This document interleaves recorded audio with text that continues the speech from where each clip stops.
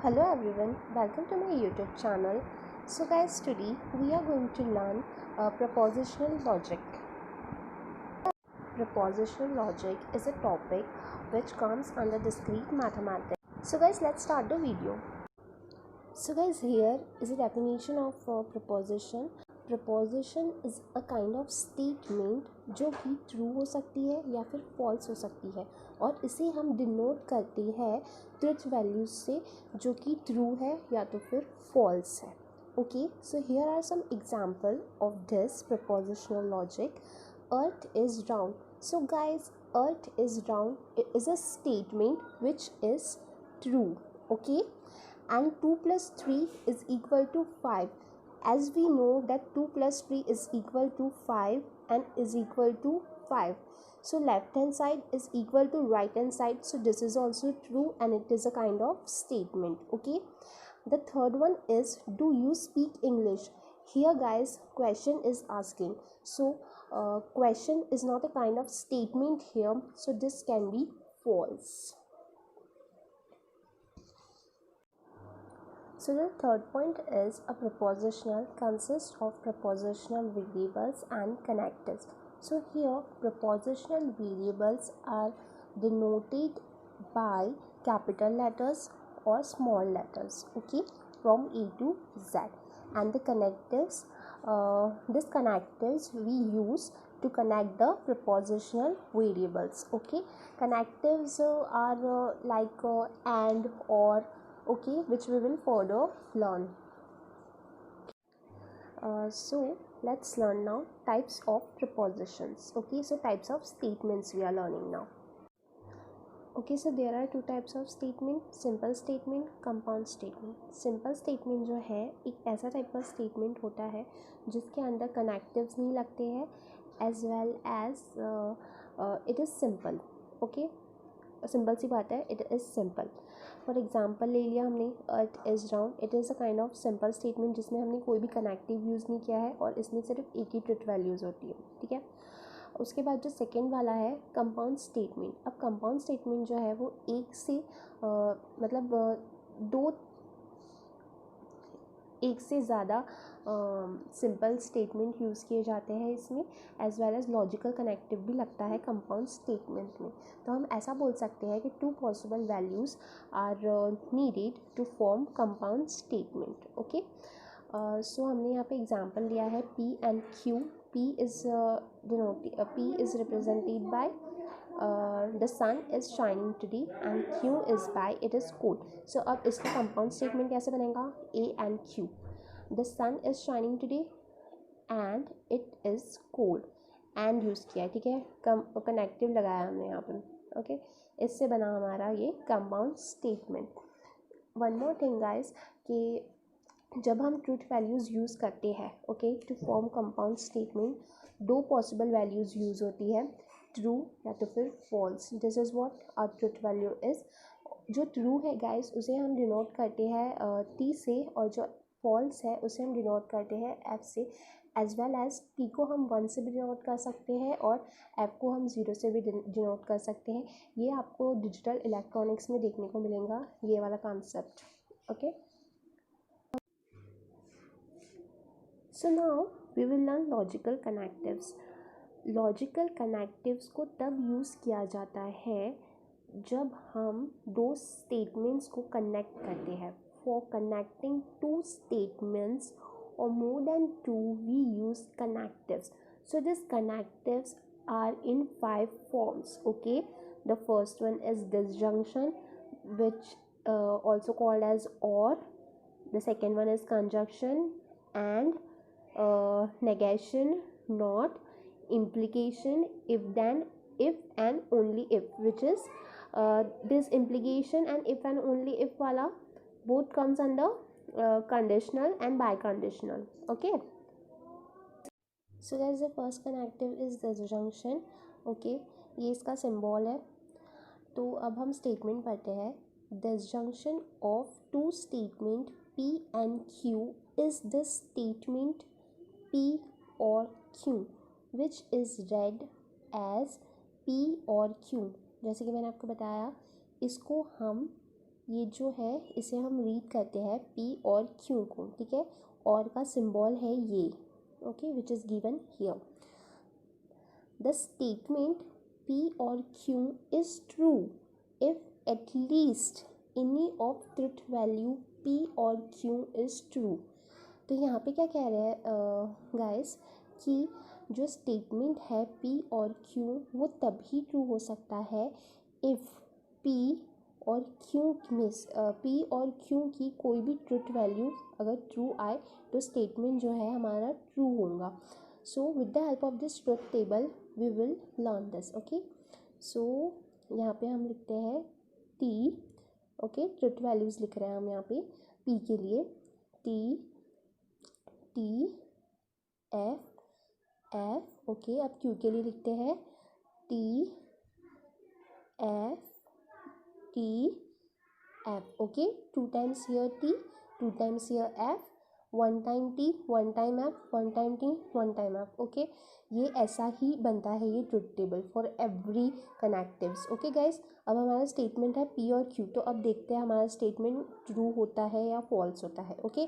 सो ये जो दिया है स्टेटमेंट ये आपको याद रखना है, ओके, कि ट्रू कब होगा अगर कोई भी ट्रुथ वैल्यू P और Q की ट्रू होती है तो वो ट्रू होता है, okay.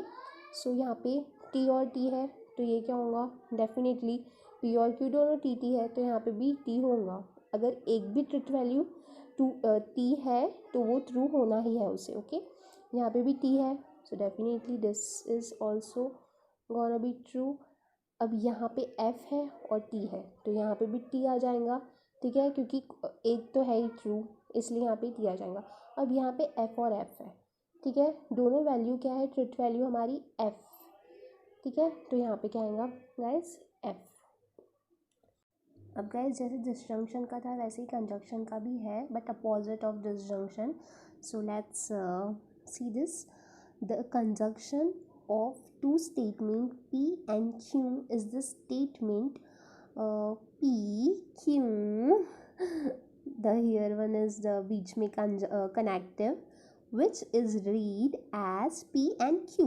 So this is read as P and Q. Okay. The statement P and Q is true.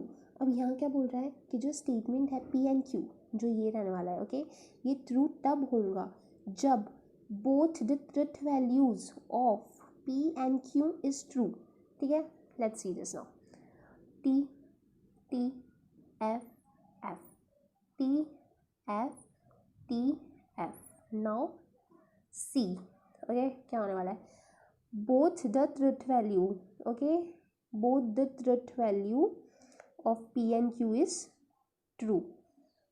The first condition में ही आ गया, दोनों जो ट्रुथ वैल्यू है वो ट्रू है तो यहाँ पे भी क्या आ जाएगा ट्रू, ओके। अब यहाँ पे ऐसा केस है क्या, यहाँ पे ट्रू है एक ट्रुथ वैल्यू और यहाँ पे फॉल्स है तो यहाँ पे क्या आएगा बेटा, सॉरी गाइस, फॉल्स। अब यहाँ पे क्या आएगा फॉल्स, यहाँ पे भी क्या आएगा फॉल्स। जब दोनों ट्रुथ वैल्यू ट्रू होंगी तभी ट्रू होगा हमारा स्टेटमेंट, नहीं तो false, okay. So guys, the third connective is negation, okay. So negation के बारे में पढ़ते हैं। It is generally formed by introducing the word not. So negation में हम not word का यूज़ करने वाले हैं। अब कैसे करने वाले हैं, let's see this. Negation of a statement P. अब negation में सिर्फ एक ही statement यूज़ करने वाले हैं P, okay. Is a statement negation of P, okay. इसके सामने यूज़ करने वाले हैं, कैसे करने वाले हैं देखिए, which is written as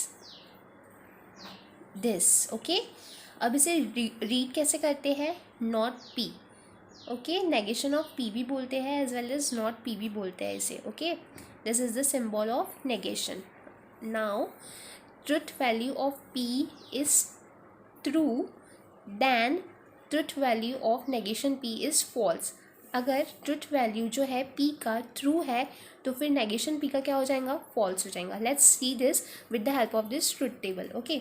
अब यहाँ पे दो ही कंडीशन आती है, जैसे कि P के ट्रुथ वैल्यूज़ आ गए, एक तो T और एक आया F। तो अब अगर यहाँ पे P में P की ट्रुथ वैल्यू T है तो नेगेशन P की क्या हो जाएंगी, फॉल्स हो जाएंगी। और अगर p की ट्रुथ वैल्यू f है तो नेगेशन p की क्या हो जाएंगी, ट्रू हो जाएंगी। So this is how we can do this. अब एग्जाम्पल भी लिया है यहाँ पे एक, तो p की जो है स्टेटमेंट ये है, लंदन इज़ अ सिटी। तो अब नेगेशन p का कैसा होगा, London is not a city.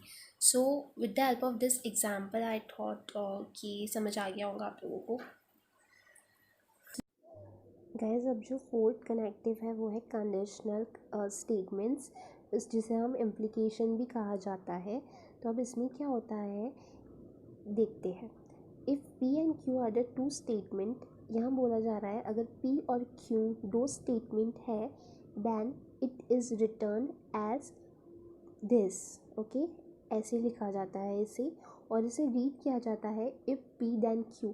इसे हम ऐसे भी रीड कर सकते हैं P इम्प्लाइज Q करके। ओके, और ये बोला जाता है हमें एक्चुअल में, पर हम ये बोलते हैं if P then Q। Okay, then it is false. अब गाइस ये फॉल्स कब होता है, जब P is true and Q is false. Okay, और जो रेस्ट है, rest conditions are true. So let's see this with the help of this truth table. Okay, तो यहाँ पे 4 कंडीशंस रहती है। ओके, यहाँ पे 4 कंडीशंस रहती है। Okay, T T F F T F T F. So हमें पता है कि ये फॉल्स कब होने वाला है, जब पी की ट्रुथ वैल्यू जो है वो ट्रू रहेंगी और क्यू की ट्रुथ वैल्यू जो है वो फॉल्स रहेंगी। तो पी जो है वो टी रहेगा और क्यू जो है वो एफ रहेगा। सो लेट्स सी दिस। ओके, यहाँ पे क्या है, टी है, तो ये क्या रहने वाला है, ट्रू रहने वाला है। ओके, अब यहाँ पे क्या है, टी एफ है, पी की जो वैल्यू है वो ट्रू रहेंगी और क्यू की जो वैल्यू है वो फॉल्स रहेंगी। तो ये कंडीशन आ गई है जब पी की वैल्यू है ट्रू और क्यू की वैल्यू है एफ। तो अब ये क्या होने वाला है, फॉल्स। बाकी ये सब रेस्ट ऑफ द जो रेस्ट ऑफ द कंडीशन है उसमें तो फॉल्स, ट्रू, एफ है, तो ये क्या रहने वाला है, ट्रू। सो ये फॉल्स कब रहता है, जब ये कंडीशन आती है तब। Okay, only in this condition, जब P जो है वो ट्रू रहता है और Q जो है वो F रहता है, तभी ये फॉल्स होता है, नहीं तो बाकी सब में ये ट्रू रहता है। ओके, सो गाइस जो अब लास्ट है वो है बाई कंडीशनल। ठीक है, और ये क्या कहता है कि P and Q are two statements. ठीक है, अगर हमारे पास दो स्टेटमेंट्स है P और Q, देन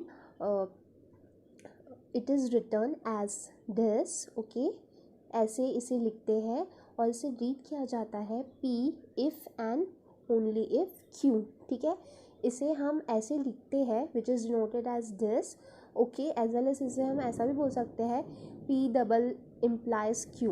ओके, वहाँ क्या था, P इम्प्लाइज Q, यहाँ डबल इम्प्लीकेशन का सिंबल है ये, ऐसा ऐसा या फिर ऐसा भी लिख सकते हैं इस। ठीक है, दोनों करेक्ट है। ओके, तो अब ये क्या बोलता है कि ये तब ट्रू हो सकता है जब P and Q are same. Okay, मतलब जो हमारी P की ट्रुथ वैल्यू है और Q की ट्रुथ वैल्यू है, अगर दोनों सेम सेम रहेंगी तभी ये ट्रू होता है। ओके, या फिर फॉल्स होता है। So let's see this with the help of truth table. Let's write the truth value here for P, T, T, F, F, for Q, T, F, T, F. Okay, and let's write this. अब देखते हैं कि ये कैसे होता है यहाँ पे। तो यहाँ पे बताया गया है कि जो P एंड Q है, अगर दोनों ट्रू रहे, दोनों सेम रहे, ओके, यहाँ पे बताया गया है कि जो P एंड Q है अगर दोनों सेम रहे तो वो ट्रू हो जाएगा। ठीक है, चाहे वो फॉल्स रहे पर सेम है तो भी वो ट्रू होगा। Okay, so let's see this. T दोनों सेम है तो यहाँ पे क्या हो जाएगा, ट्रू हो जाएगा। अब ये दोनों सेम है, नहीं है, तो यहाँ पे क्या होगा, फॉल्स। अब ये दोनों सेम है, जी नहीं, तो क्या होगा, फॉल्स। अब ये दोनों सेम है, जी हाँ, तो ये हो जाएगा true. So in this two condition it is true and in this two condition it is false. So आप ऐसा भी याद रख सकते हैं इसे कि जो फर्स्ट और लास्ट कंडीशन है इसमें ये ट्रू ट्रू होता है और बीच के दो में फॉल्स होता है. Okay guys, so guys that's it. If you have any difficulty guys, so drop your comments on the comment section, and if you like the video, so please do subscribe my channel and share this video as much as you can who find this helpful. Thank you so much guys.